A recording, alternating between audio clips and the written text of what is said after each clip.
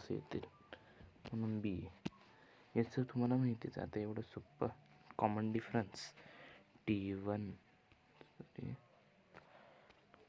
T1 काय आहे 4 आहे बरोबर.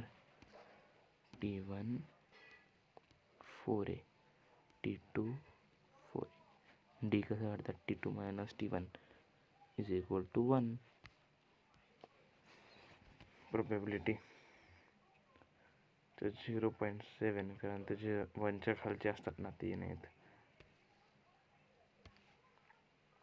तर हे सोडून टाकू तुम्ही.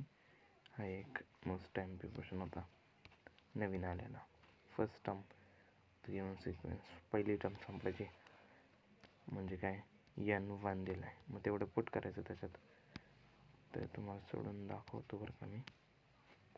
T1 टू 3 1 जा 3 -4 -1 -1चं उत्तर आहे.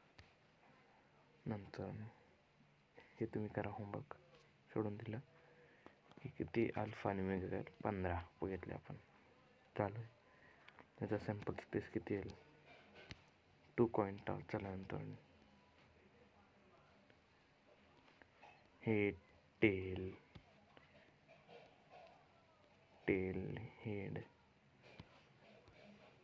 एनिथिंग ते 6 येतात. 6 लिहून टाका डायरेक्ट. Number of space 6.